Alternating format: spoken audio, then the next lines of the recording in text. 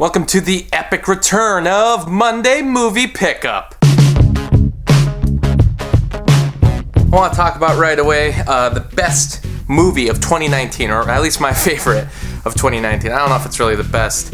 Parasite's probably the best, but there's one that I just kind of enjoy a little more, and that'd be Ford v Ferrari. First time seeing this in theaters, it worked on every level for me the first time, and then I watched it again at home, and I'm still enjoying it just as much, even though it's a bit of a longer movie. James Mangold really pulled this story off. The acting's incredible. The editing is really well done, and I had a lot of it was a good time. And I was glad that it got some award recognition, but I don't know if it necessarily needed to win Best Picture or anything like that. I have another 2019 film here, Jay and Silent Bob Reboot. They did another View Askew Universe movie all these years later. I actually saw this movie in a theater that was being presented by Kevin Smith himself, as well as Jason Mewes. So it was a packed theater down in Minneapolis. It was a really good time just to see him in person. If anyone's ever seen any of his Q&As, he really makes it worthwhile. And the movie was a good time. I'd like to watch it without the audience there because they were very receptive to the entire movie, laughing at everything, even though I love Kevin Smith, but I wouldn't say all of his humor gels with me. I'm actually a bigger fan of his Q&As than the movies themselves, but I also really like most of his movies. There's not really one that I've disliked, but just for the most part, the humor isn't 100% my kind of humor. It's a little weird, a little self-indulgent, but I didn't really mind it. I just like the work that he does. I have fun watching it, and it was kind of good to see a lot of these characters again, a lot of these actors working with him again. He wrapped up most storylines that he's ever presented in the series. It sounds like he's actually doing the Mallrats sequel now, which I would be highly interested in just because I'd like to see Jason Lee lead a film again. I got a couple Scorcese films here. The Color of Money. I did watch this, and it's not like Martin Scorsese's best movie, but it's really good. I really like Tom Cruise. I mean, he's one of my favorite actors, if you've heard me say that in the past. And, you know, the movie is like a lot of Touchstone films. It's bare bones release, which kind of sucks.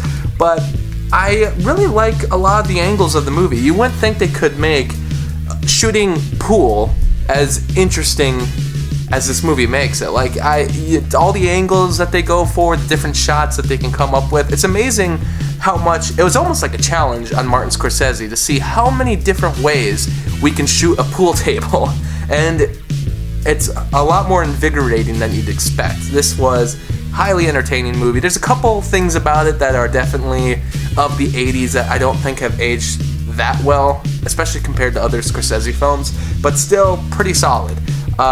Probably the best pool movie if you ever, need to make that category. I also got Martin Scorsese's first film. I actually haven't gotten to this one yet. There just seems to be a lot of Scorsese talk lately, and I kind of wanted to see all of his movies that I haven't seen. I've seen most of his movies from the 70s, and I've seen anything that's come out in the last century. But a lot of his older movies, especially this one, which I've never even heard of this one, but this is one of his first movies, I've never gotten around to see, like probably a lot of people haven't. So that's why I gave it a buy. It actually has quite a few special features. It's released by Warner Brothers, but it hasn't had a Blu-ray release yet. I see that Criterion's releasing the set that's going to have Scorsese shorts on it, so Who's That Knocking at My Door will probably get a Blu-ray release soon, but I didn't see anything on Warner Archive yet, and I haven't really heard any news, so eventually, I'm going to guess before the Blu-ray format dies out entirely, with Oscars going on and Patreon requests going on, I was asked to do Crash from 2005. This movie is probably most famous for winning Best Picture, but everyone's saying it didn't really deserve it. I understand that, and I agree. I haven't seen all the other movies from that year that got nominated, but I have seen movies from that year in general that I find to be better than most of the movies that were nominated. This isn't bad, but it probably should have just been, movie of the week, feel-good movie of the week. If even that, I don't even know if I'd categorize it as a feel-good movie. And there's aspects of it that haven't really aged that well, but I don't find it nearly as offensive as other people have. I've just read a lot of comments online that say it's offensive, and yeah, I don't think it really does the race issue well at all, and, well, you'll see that in my review. The Blu-ray kind of sucks, it's bare bones. I heard there was a 2-disc edition of this on DVD, so maybe that would have been more worthwhile to get. Don't get the Blu-ray. But another review I'll be requested for this month is How to Train Your Dragon, and I actually just bought the entire series. I have done a review of The Hidden World. It was just an initial reaction, just a really quick vlog I did of it.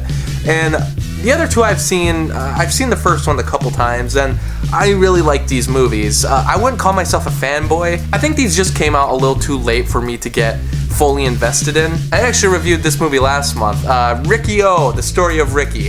This was a crazy movie. I highly recommend watching this movie for any film fan out there. This is an insane movie. When I found the Blu-ray, I didn't even think it was gonna be a legit Blu-ray of it because it's not released by a company I've ever heard of, but it worked in my Blu-ray player and it was the English dub, and wow, I gotta say, I've never read the comic, but it made me want to read it. That's how crazy this movie is, and it feels like a comic book movie come to life. A lot of fun. I definitely will be returning to this in the future, so I'm very happy to own this. That was everything for this week. I don't know if I'll buy enough for next week, so adios, au revoir. This may be the end of Monday movie pickup. Well, I mean, for this week and probably next week, but it'll come back. It always comes back. I'm never done. I got to build another shelf though, so add to my Patreon and I can build another shelf so I can fill up the whole wall. Woo! Thanks to all my Patreon supporters. For only $7, you can get your own monthly movie review. Ask me to review anything I haven't already. There's also other perks like blogs, exclusive videos, and early access. You can also follow me on Facebook, Twitter, and Instagram. And thanks so much for watching this video.